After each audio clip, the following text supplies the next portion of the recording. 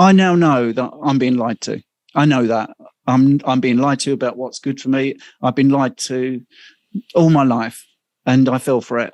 And I think it's really sad. I think my coronary artery calcium scan was atrocious at the 639 because I absolutely 100% followed the guidelines from the health authorities and people that are allegedly trying to look after my health. And I think it's just corrupt. I can't think of another word when you talk about how they treat diabetics. I think it's absolutely despicable. We need to get that out there and push back and keep pushing and pushing. And there'll be so many people, it'd be very difficult to actually keep arguing that this isn't the best way for people's health, to eat.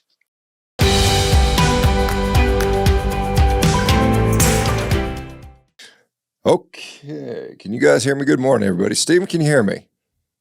I can certainly hear you loud and clear. Well, good. It's good to see you again. You're looking very, very, very healthy and nice. Good to see. Haven't seen you in a while. I see some muscle on you too. Yeah. You are still, correct me if I'm wrong, but you are still in the UK, I assume. I am still in the UK and loving it. I'm watching the madness around the world, but we've got some of our own, so don't worry. Got it. It's just a bit different. Well, I guess we'll just get started. Well, first of all, it's very nice to see you again. I haven't seen you in a while, but I was in the UK in August. I got to spend my first real visit to London. I'd been through many times, but I got to spend a couple days and saw Stonehenge and, the Buckingham Palace and all the major touristy thing, Harry Potter world and whatnot with my boy. And I'll be back there, I believe in May. I'm going to be speaking with the Physicians Health Collaborative.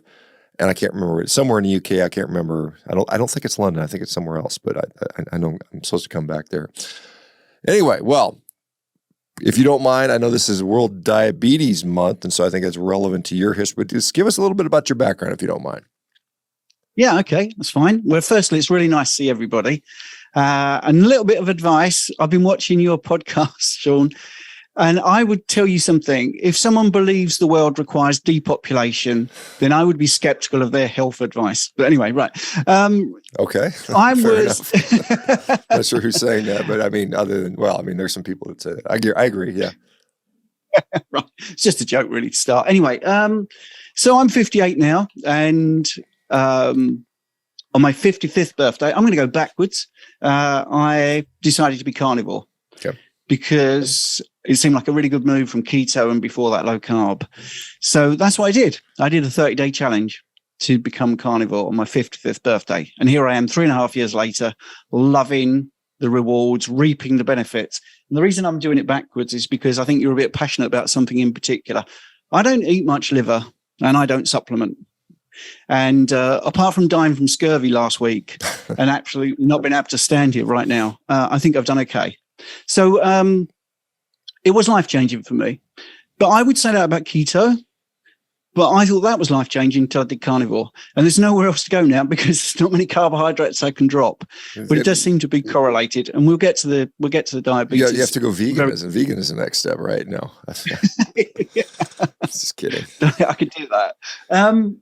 Yeah, and before that was low carb. So that actual journey started at 50. But before that, when I was training to be a diabetes and obesity specialist practitioner, I believed in the high carb stuff. I absolutely believed in that. At 20, I was a semi-professional soccer player. I'd been in the gym. I'd done bodybuilding tournaments. I thought I was pretty untouchable. And some of these young bucks that argue with you, Shawn, over the internet, I would have been one of those because I thought I was doing okay. I really did think I was doing okay. I had seen both my parents die quite young in life, even though they were following a healthy diet, grains and cereals and avoiding meat and avoiding fats. But that's for another day. So anyway, yeah. So up until about my 40s, I thought I was doing the right thing. And then I started to get chubbier. I had a coronary artery calcium scan of 639, which is pretty bad, showing my heart was in a bad way. Lower left quadrant pain. I had a colonoscopy. I was hospitalized. I can remember sitting in the ward. My mum died of colon cancer. And I was thinking, well, here we go. I'm here. I'm in my 40s. She died at 53 of it. This is my number.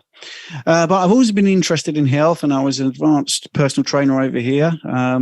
trained an Olympic athlete, a javelin thrower in the Olympics. So I was doing really well, but I was getting tubbier. That actually, I'm really sorry to say, very artificial and superficial, but that worried me more than all the other health issues. Crazy though that may seem, I had, rashes here, athlete's foot, everything was basically falling apart, but I was doing everything right. I don't smoke, I don't drink.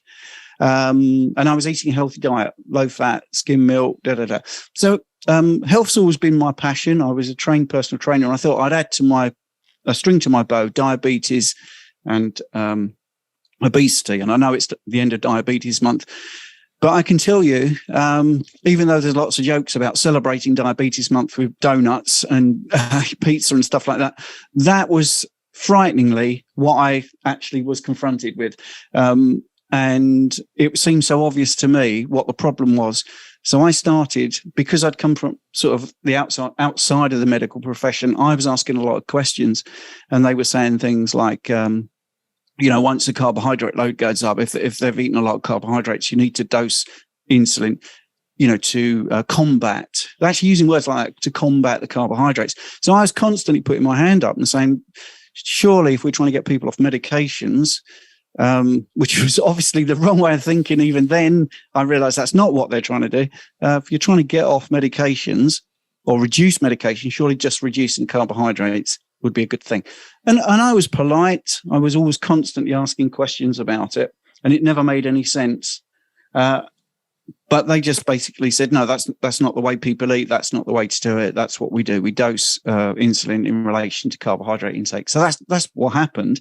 So I left in my 40s, quite disillusioned, actually. And even though I was a personal trainer, I didn't have many successes. And if I did, they weren't big like they are now. I mean, 10, 15 years later, I can have people losing 100 pounds and getting off meds and stuff. I don't want to fast forward too much. So I went out and I started to practice, and I started to deal with people that had diabetes and obesity. And I think the next bit you'll love. I learned from the people that were doing well. And this is where I find the world really frustrating, because I meet people that I'm now coaching saying the same thing.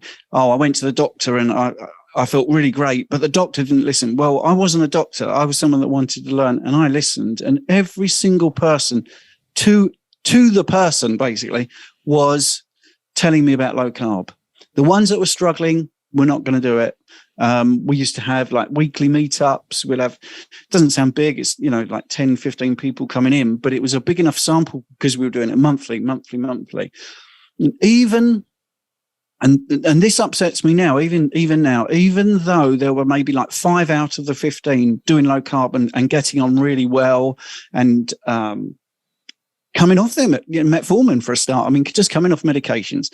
I was so frustrated because the other 10 would go away from the meeting thinking, oh, maybe I should try this.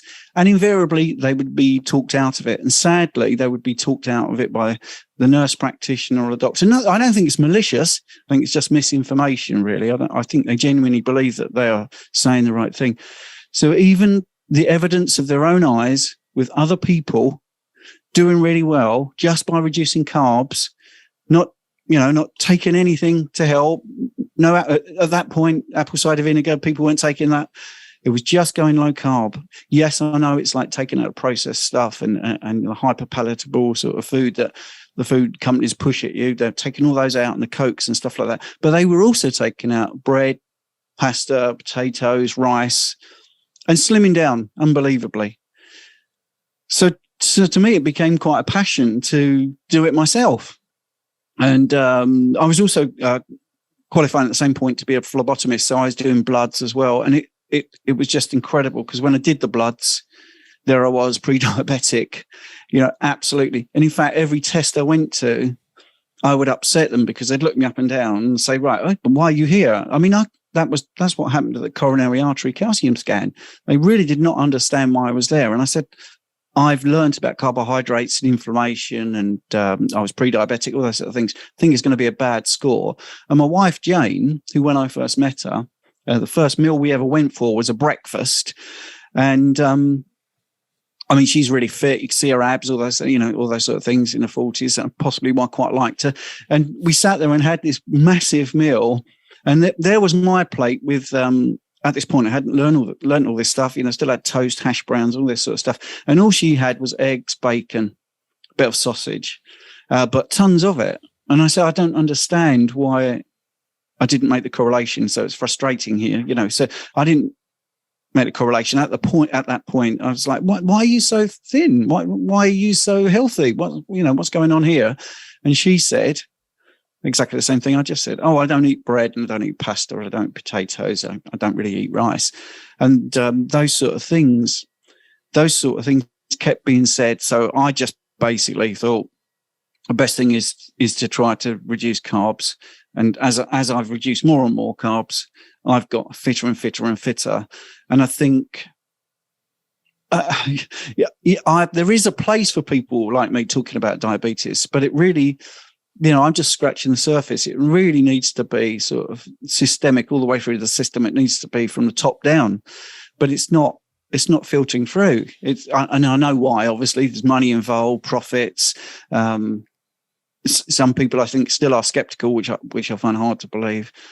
So it is only us at the bottom trying to push and push and push, but we do need to try and actually influence at the top as well, which I think you're doing really well. So, I mean, one of the reasons I wanted to come on here is to again publicly thank you, because you're very inspirational. I trained to be an online coach here mid 2019, I think. Wow, that's gone really quick. And I've been exposed to I've possibly got like 500 success stories. I mean, your success stories obviously make that pale into insignificance. But if every coach went off and did 500 people, wow, I mean, you're really getting a message across. I mean, the training here was great. The members here are fantastic. There's some faces I do recognize, and it's nice to see them. But I just think the more we get the message out, the better. And my health has never looked back. I mean, yeah, I eat the occasional bit of liver, and I did in the first year supplement with vitamin D because there's not much sunlight in the UK. But I don't take any supplements, and I think carnivore is just so simple. I mean, it really is simple. Sorry if it's a rant. Sorry, it's supposed to be a two-way interview, but I'm quite passionate about this. You can probably tell, and and the more I do it, the more I feel like this, and the more I realize what we're being fed from the media, which is basically a high carbohydrate propaganda story. The more I want to sort of push back and bring those success stories forward. I know I am a success story, but I also like the people I coach, the difference it's making to their lives, the medications they're coming off of. It's a brilliant way of eating. So yeah, what was the question again? No, I don't remember, but I'm just happy to have you talk, because it takes like when I feel like I have to do all the talking, it's harder of an interview. But so you were you kind of, I guess, got diverted. We were talking about your background and history. Where was as far as, I guess, just kind of delve into your experience a little more of how things affected you, as far as lab-wise, health-wise, your experience. Yeah, okay. Well, lab work was a good one because of the phlebotomy, and I was absolutely gobsmacked because I did my benchmark testosterone. Being a guy, that's a question that I was constantly getting asked about. I've got a graphic. I think I put it into my PDF that I sent to you, and my testosterone at 55, within 3 months of Carnivore, had gone up 30%. I mean, I can't guarantee that's going to happen to everybody, but it definitely happened to me. And I definitely get that from people that I'm coaching, where they feel a bit stronger when they're working out, if they are people that work out. So testosterone went really well. And obviously the pre-diabetic readings absolutely, plummeted. So that went quite low, which is really good. Then I got into doing like the Keto Mojo thing for a bit. I'm not actually a big fan of taking the data, so that's been a big change life-wise. I felt like I was getting a little bit obsessed with the data, but my ketones were occasionally good. I don't think you need to be in ketosis all the time. I think there's a lot of people getting into the weeds when they don't need to. I just felt better. And things like my athlete's foot, which did plague me, doesn't sound like much when there's so many people with serious, really sort of critically and chronically painful things. But athlete's foot did just bug me since I was like 20. And I didn't even start monitoring it. I just gave up because it was always there. I had tried things like duct tape and acids and all this sort of stuff. That just went. And then I used to have a big rash here, especially if I was stressed. So it looked like somebody got a strawberry and pushed against here. So obviously I had some sort of skin breakouts that were happening. That's gone. That's real history. But one thing I don't think I put in it, Shawn, in my notes to you was, and this I find a bit miraculous. And since I've mentioned this publicly, I've had other people message me. I went deaf when I was 23. I wear 2 hearing aids. I lip read a little bit. And I have my speaker not on 11, but on 50. All right, it's very loud to hear you. And I have the same audiologist and the same machine that measures my hearing. And there is an objective test, obviously, of where they actually attach electrodes to my brain. So this isn't me just being optimistic. In the last 3 years, my hearing has improved. It's still shockingly bad. I still need my hearing aids. But from 23, I mean, it's literally plummeted and plummeted and plummeted. But I'm still at this whole screen is still the bottom 25% compared to, normal people, for want of a better word. So even within this low 25% hearing, it's still gone down and down and down. And in the last 3 years, it's done like a hockey stick and it's started to ride back up. I'm still bad, but it's better. So I would say the only thing that's changed is carnivore. I can't attribute it. I can't say that's the cause. But for me, it is the only thing. So my hearing has slightly improved, which makes things like this much less stressful. But what's happened since I actually mentioned it publicly is I've had other carnivores say, yeah, you said about that. So how I know sort of practically every day, on my phone, I have an app which turns the volume up. And it was pretty much sort of like 3/4 away across the screen. And now it's halfway. And that's how members of the public and people I'm coaching are telling me. They're saying, oh, I used to, press the remote on my TV and put it up to 35 and now it's only 29. Why is that? And your hearing might be getting better. I can never promise that because it seems a bit too miraculous. But I've definitely had enough people say to me that has been helpful. And tinnitus, as you call it over there, we call it tinnitus. That's really reduced. I feel a bit vulnerable telling you this, but I'll tell you this. I actually stood in a field about a year ago and got a bit choked because it was the first time for as long as I can remember in my entire life that I actually heard silence. And it was incredible. I could get quite moved now. Again, it sounds like not much, but it was a big deal for me. If you've had going through your ears for 35 years and suddenly that's not there, I promise you it is such a relief. I mean, there is like white noise generators and stuff like that. People are working on reversing tinnitus with sort of white noise and actually changing the frequency of the tinnitus and that sort of stuff. By the way, I ended up doing an honours degree in science and this was my speciality, basically brain function and all your senses, because I found it particularly interesting, obviously suffering from it. And that, again, I think was carnivore. I really do. I can't prove it, but it's just too coincidental to not be that, really. Yeah, it is kind of amazing, and I've certainly we've seen people talk about their vision improving, and we've seen that. And there's physiological reasons which makes sense, and I've seen other people with tinnitus improve, and I guess it's not surprising to see that, depending on the cause of the hearing loss, the age-associated presbyacusis, I think is the name for that. If there's an inflammatory component or something and that improves, and then the hearing improves. I think it's plausible. And I mean, I think your subjective and perhaps objective evidence is testimony to that. And so it's great. It's awesome. Yeah. Awesome to see yet another benefit. That's the thing I want to pick up on, the subjective, because I have a very good audiologist, and this test isn't really given out without pushback, really. So I have to push for it. Because I get like a loop back of some noise. So how they do a hearing test is they sort of weld some headphones onto you, give you a little button to press, and then they do various series of beeps at different decibel levels and different frequencies, different pitch, those sort of things. And you press a button basically to say, oh, I've heard that. Oh, yeah, I can hear that. Press a button, press a button. And I had a very frustrated consultant, like a standing consultant, said, why do you keep pressing the button? I haven't even started yet. And I said, right, because I got tinnitus and I can hear noises. And so we started the test.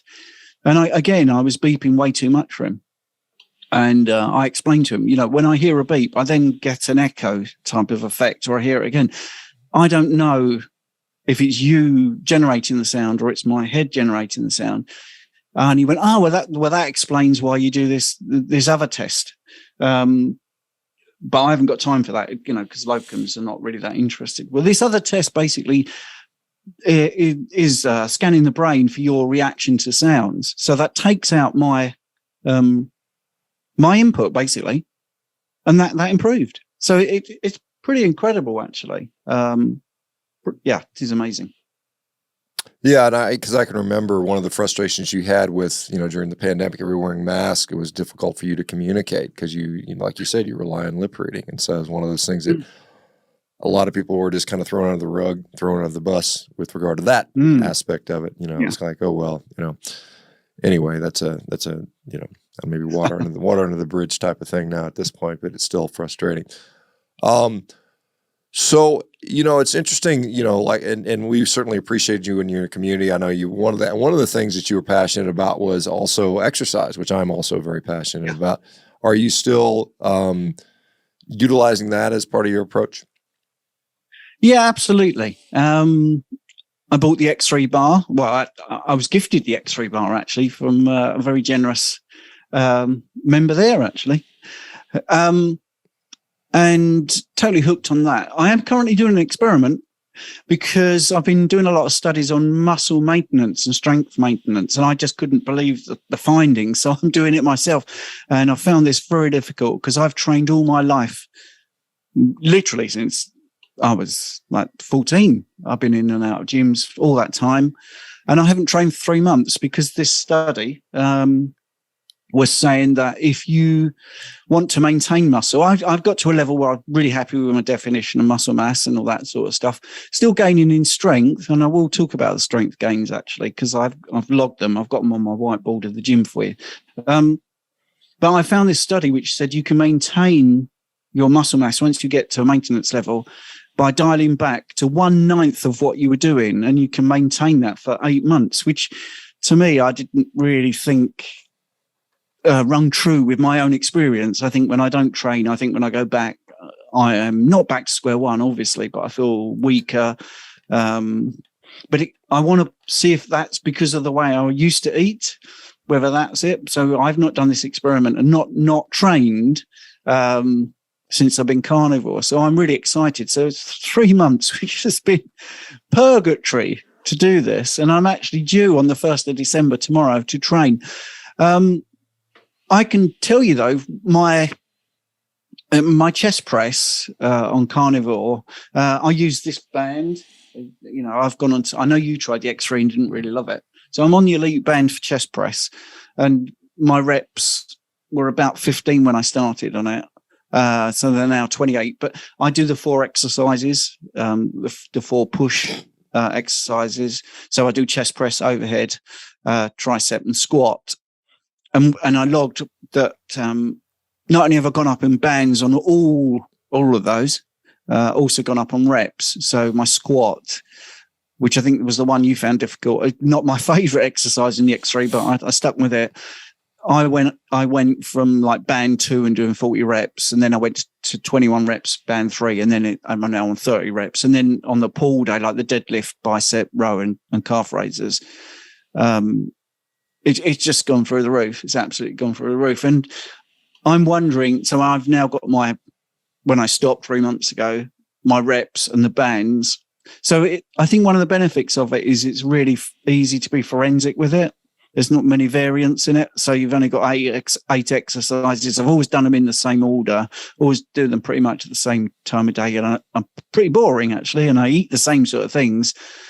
So will that be true? Will I be able to go tomorrow and do 28 reps with the Elite Band? I don't think I can, but I'm very interested in how these scientific studies come up and how they work them, because a lot of things you read or are told in the mainstream don't ring true to me, and I'm quite intuitive about what is BS, if you like it, but I don't want to just dismiss it without me trying it. So I'm going to try tomorrow. But the exercise has been, fabulous. I think people are really surprised when I say, if I'm coaching them, it's not an essential.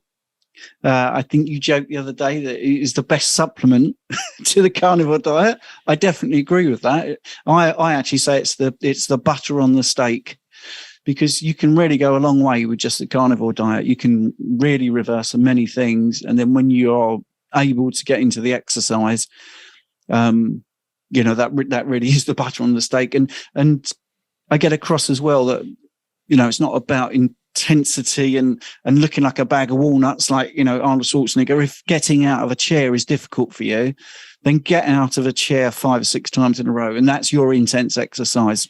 Just be better than you were the day before, and log the progress, which is really sort of a real big motivator. And I mean, that's a great example, actually. I had somebody that was in a Zimmer frame, bent over, who actually said, Shawn, the NHS, that's the healthcare system here, the NHS have given up on me. Absolutely given up.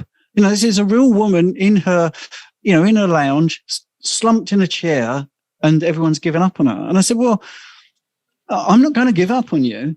We tried to change all the diet because the worst, basically like a hospital diet of like porridge in the morning and orange juice and toast and all this sort of stuff. And we did actually get a big improvement in the diet.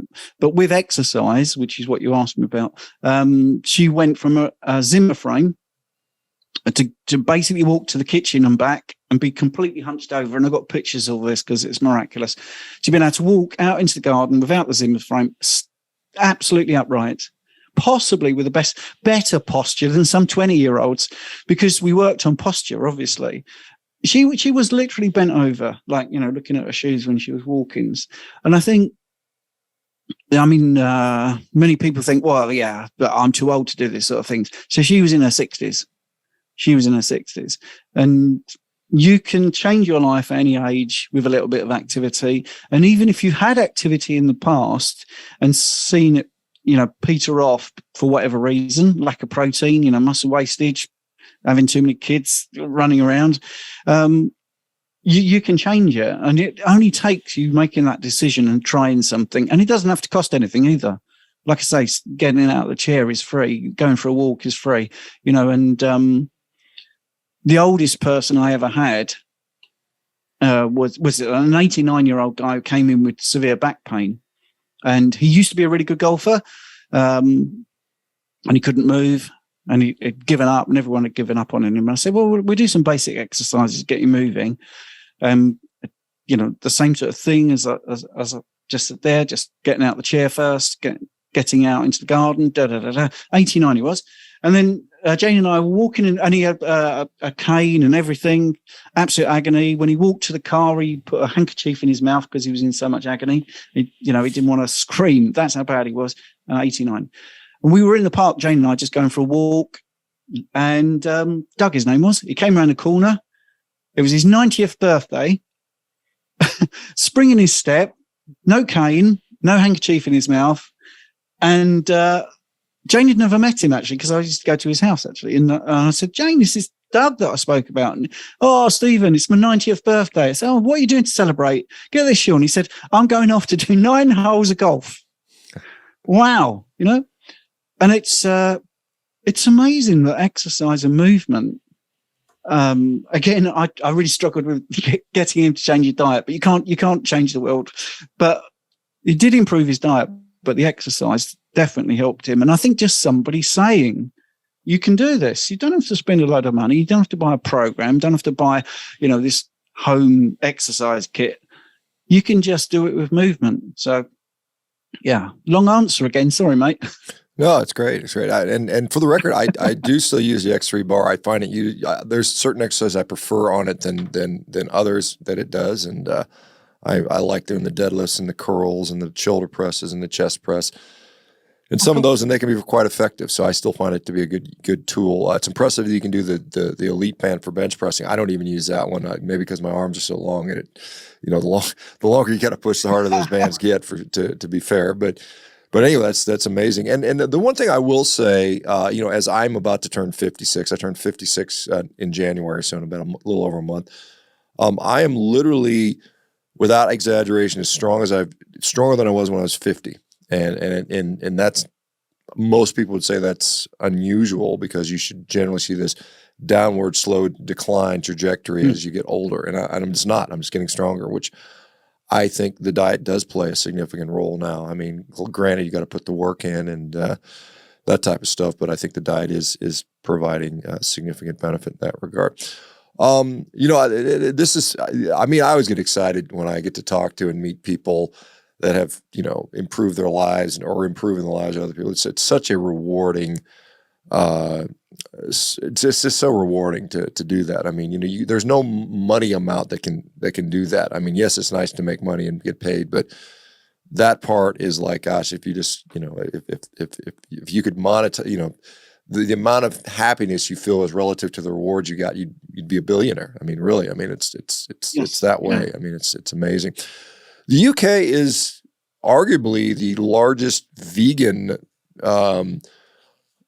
westernized country in the world. I mean, outside of the people that are forced into it due to poverty and starvation, and some of these third world countries where they can't afford good quality animal products, and they sort of do vegan vegetarianism out of desperation. But UK is becoming quite the hotbed for veganism. I mean, it's still pretty minor. It's still, a couple percentage points. But when you look at that, is that still pushing ahead at full steam? I mean, you've got Rishi Sunak, who's hired a vegan to be head of the environment, and Sadiq Khan. I don't know what his dietary preference is, but I mean, they're basically. You see the climate protesters, and many of them, pouring milk out in the middle of Harrods and on. That nonsense is going on, and basically almost being sort of quietly supported by the government. Is that a fair assessment, or what are your thoughts on that? Yeah, it is. Well, actually, the first thing, I'm going to use a quote that you're impressed with what I did on my chest press. But anyway, Shawn Baker said, "Wow, you did a great chest press." That's good. That's great. Seriously, that's legit. Yeah. It is. I'm going to nick it, Shawn. Don't worry. Yeah. Well, it's put right. There's a big difference between what the perception is and what is actually happening. I don't meet many vegans. I don't get any pushback from vegans.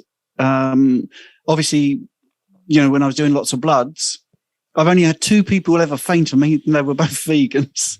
So again, anecdotal, but they literally passed out. They couldn't give blood. That's how weak they were. But anyway, and they were young. They were young vegans.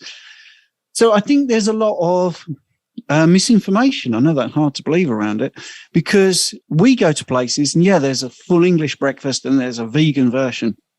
And in the restaurants there's vegan versions. But I always ask, I always say, because I'm just interested and nosy and, try to be a bit social about it. How many of those breakfasts do you reckon you sell? And they roll their eyes, say maybe, a couple a week. It's not that big. It's really not that big. And I think it's over exaggerated. And I fell for it about a year ago. I thought, oh, wow, this is really getting some traction now. Because you're seeing it everywhere, just seeing it plastered and advertising in magazines and, in adverts online and all this sort of stuff. But then the reality hits home and you see like Impossible, the Beyond Burger and Impossible Burger and all their stocks plummeting. I mean, the stock market doesn't lie. These people that invest money in these things, they're pretty smarter than me, I think. Multimillionaires, but they're losing money hand over fist.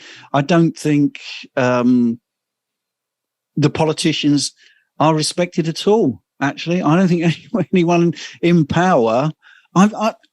genuinely not in an echo chamber. I promise you, there's I have a very varied amount of people around me that really don't agree with what I'm doing eating wise. But when I talk about, like Sadiq Khan and all that sort of stuff, it doesn't really cut any ice, because I think you hit on a period of our time over here earlier on. A lot of trust has gone, and nobody trusts anything that comes out of a politician's mouth, really. And I think, there was a picture of there was a thing online that was going around in the UK where there was like a picture of Kermit the Frog when we were doing our second prime minister in a month. Kermit the Frog and Miss Piggy, and said Miss Piggy was like Conservative and Kermit was Labour. You can vote for either one of these, you'll still get a Muppet, right? So that's basically. I don't think there's much respect for politicians. I really don't think they and even our sports people. There's a footballer, a soccer player called Gary Neville, who's very left wing, very right on, and all that sort of stuff. Well, he's gone out to Qatar to cover the World Cup, and everyone's just saying all of them are hypocrites. All of them, they say one thing, they do another thing, and they only push stuff for money. So I don't think even like celebrity endorsement helps. And it's not very nice stuff. It's not very nice food. It is really being pushed, but I don't think it's as big a market as it's being pushed to be, or being.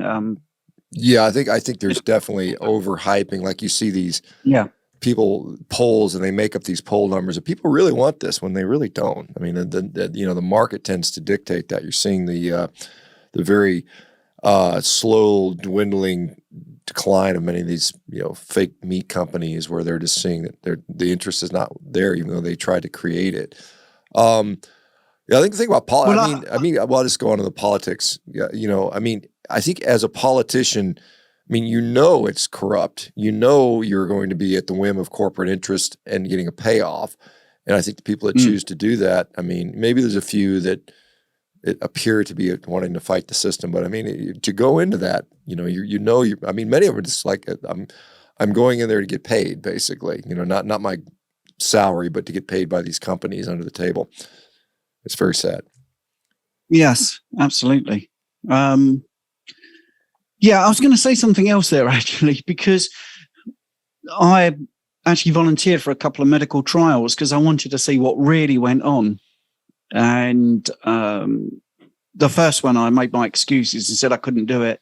And the diet that I had to go on if I was part of this trial was basically almost meatless. It was all cereals and breads and all that sort of things. Now, I also understand that everyone's got to eat the same thing. I totally get that. And I said, well, I can't do this trial at all because there's no protein in there. And then the second one I attended, they gave a sort of on-screen thing that you had to push buttons on to sort of weed you out whether you'd be any good or not. And it said, do you eat meat? And I put yes, expecting it would be, do you eat red meat? Do you eat processed meat? And of course they didn't. It didn't say that. So when I finished it, I actually asked the people that were there sort of taking notes and stuff. I said, you should make a distinction between processed meat and red meat. Just, you should do that. Or chicken and poultry. You can't just say meat because, many people are going to press that button and they're not eating the meat I eat. They're eating McDonald's. No disrespect to the burger patty, which is not bad in McDonald's, but all the stuff surrounded it. So I'm not a meat eater like that meat eater. And you need to do that. And I know I was not being listened to, but I felt that I should say that. But what I came away with was the knowledge that, some of these things where you hear that this is not good for meat eaters or because they're eating meat, they've got this particular condition. I feel that's skewed by the questionnaire before you've even started, because I was definitely going to be put in, lumped in. Then I know we talk about healthy user bias, so if you're a meat eater and you eat pizza, you're not going to be exercising, blah, blah, blah. And if you're a vegan, then you're thinking about your health and therefore you exercise and all that. And I just thought, well, I don't need to keep doing all this to keep proving to myself. I know I just said about the exercise and the study that triggered me a bit, but I now know that I'm being lied to. I know that. I'm being lied to about what's good for me. I've been lied to all my life, and I fell for it up until I got about to 49. And I think it's really sad. I think my coronary artery calcium scan was atrocious at the 639 because I absolutely 100% followed the guidelines from the health authorities and people that are allegedly trying to look after my health. And I think it's just pretty much corrupt. I can't think of another word when you talk about how they treat diabetics. I think it's absolutely despicable. I mean, one of the things, I learned about the history, how insulin was discovered, what happened before insulin was discovered, how the person that discovered it wanted it to be free for all. And now, every single time I speak, especially to someone in America, about how much their insulin costs, I just can't stop shaking my head. I just think it's absolutely corrupt to its core, really very upsetting. And in the end, I know I started with a joke about if anyone wants depopulation, be skeptical about their health advice. It does seem that you need to be skeptical about anyone in a position of authority when it comes to health advice, because they're not in it for your health. They're definitely not, because they're not looking at these studies. I know you've been really lucky with investors and got some great studies under your belt now. We need to get that out there and push back and keep pushing and pushing. And, there'll be so many people, it'd be very difficult to actually keep arguing that this isn't the best way for people's health, to eat. Let me ask you, because you said, they are not telling us the truth, they're lying to us about something. How does one know that now? Are you able to say, look, I'll make this analogy. Like somebody says, the climate is changing, or, we're going to have global warming, or the land is going to be flooded. There's more storms. There's more drought. I can't tell. I don't have a good way of assessing that myself, but I can tell about my health. Is that fair? Are you able to say, look, because some people say, well, maybe you're being deceived now. Maybe Dr. Baker and the other carnivore wackos are lying to you. And how do you know that you're getting good information at this point? Well, yes, nothing beats firsthand experience. I know there's sort of corny phrases, the evidence of your own eyes, which I know you can stage things and still be, or you can watch a film and be completely duped by what's going on. But, keeping it at a basic level, I've done both sides. And I know what happened. I know that I was absolutely compliant to what I should do. I really took my health seriously. I really took fitness seriously. I was doing, competitive running. I was avoiding absolutely everything that I was told to avoid. And it got me zero. It got me nowhere, absolutely nowhere. And then when I did 180 degrees on all the advice, I got better. So that's one person. I understand that is just anecdotal.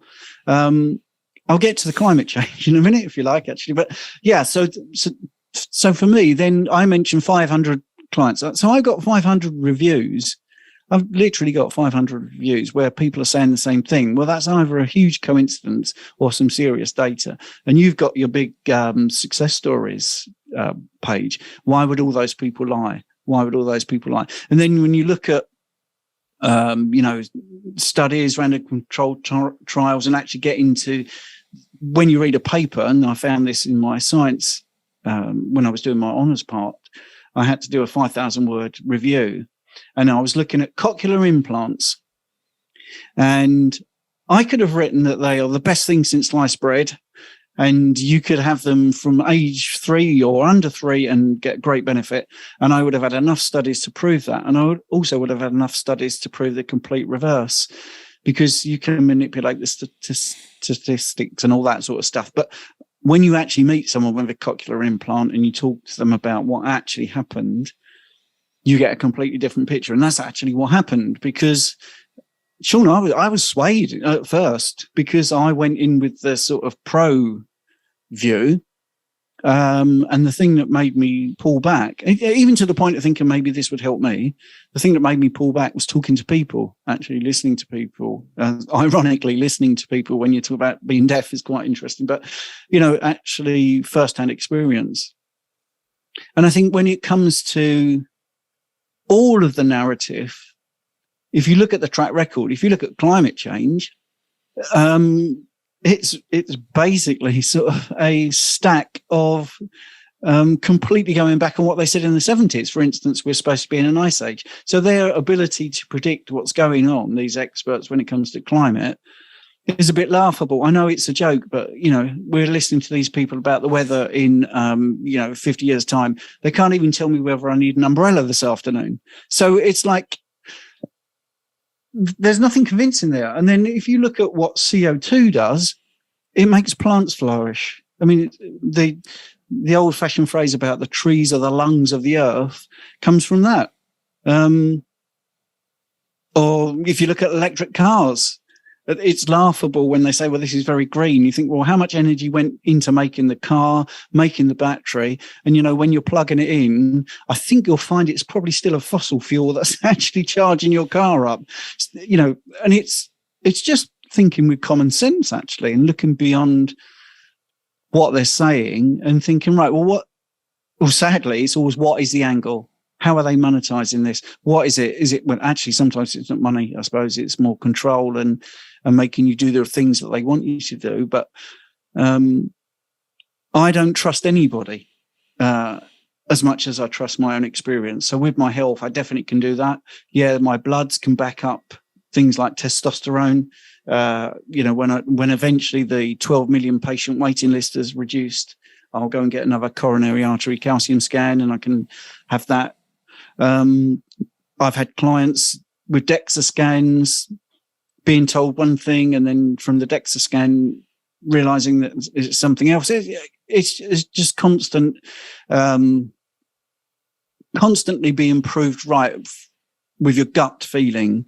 I can remember the diabetic course that I did, and when I was qualified, I can remember that they were absolutely drumming into us that diabetics must eat as soon as they get up because they will have low blood sugar, which absolutely made no sense to me at all. But I thought, well, they know better. Now, I would say most diabetics, the biggest message I get is I'm really worried about my very high blood glucose in the morning. The complete reverse of eating breakfast is absolutely essential. And then when, I suppose it's the rabbit hole expression, you start to then look at, well, where did this breakfast is the most important meal of the day come from? And then you realize it's John Harvey Kellogg. You think, oh, well, there you go. There's your angle. And obviously, I think most people know why he developed that particular breakfast to stop boys being, stop masturbating, basically. So when you start finding these things out, you realize it being duped, and it just seems like good old-fashioned common sense. What your grandparents told you seemed to make more sense to me than what I'm being told by healthcare sort of propaganda and pharmaceuticals. It just seems to me, and I think, you were talking about supplements online, and I mean, that's a great example. I have tons of people that don't eat liver, don't eat organs, and they're great. They're doing really well. And that's my take home from that. If you see enough people, so this year, what have I seen, about 100 people, I can't think of any of them, actually, off the top of my head, that went, I love liver. I absolutely love liver. I'm going to be, having that every day. But I can tell you they're all doing really well, not missing it, not needing supplements. And I actually say to people about supplements for ox bile, for instance, when they're worried about their bile production, should I buy ox bile? I say, well, there's two ways of looking at it. What you're actually doing is you're supplementing your body's inability to produce bile. So you're exceeding its natural capacity. So when you eat your 2 meals a day, you're actually saying to your body, here's a bit too much fat. I can't produce enough bile. So yeah, you can supplement it and it might actually ease things off. Or you could listen to your body and the common sense here and let your body adapt. Do this way of eating for a bit longer, go to 3 meals, slightly less, and work with your body's bile production, because you might find that by having a slightly smaller meal, but 3 times instead of 2, your bile production will start to catch up and you won't need supplements at all. And I think that makes so much sense to many people when they hear it and they say, well, I haven't really thought about that. And I think that is, for me, that's the key issue with supplements. I mean, the definition of supplement is to, add something because there's a deficiency. But why is there a deficiency? If you go one step a bit further, well, I've been on a calorie restricted diet for 25 years and I haven't eaten any fats. You're going to have a gallbladder, or if you've still got your gallbladder, your bile production, whether you've got a gallbladder or not, is going to be pretty poor because your body's not used to producing it. So let's actually work with the body to start introducing fats, transition a bit more. Let's get your bile production naturally up, because you've got taurine going, the amino acid, which helps as well. So I think for me, it's just keep your eyes and ears open and just keep looking at what's actually happening in the real world of real people and think about real solutions. Just don't look at the first thing that's offered to you, because it would be easy, wouldn't it, to say, I don't get a lot of coaching. I'm not going to be rich. I don't push programs on anyone. I just say, in the end, if you eat carnivore and you exercise a bit, you're going to improve your health. That's definitely going to happen.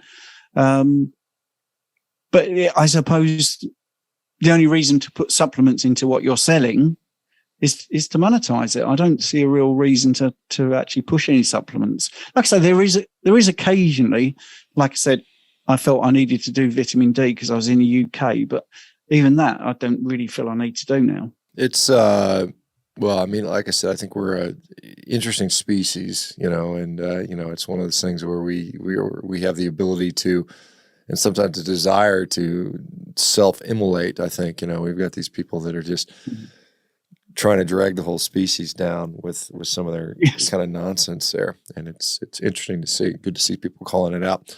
So you said, your diet has evolved over time. What's it like in the UK?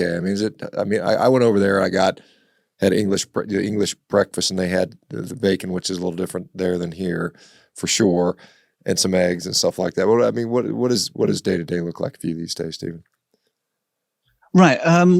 I'm very lucky, and I know I'm lucky because I live within sort of triangle of farmers, and so I get home cured bacon.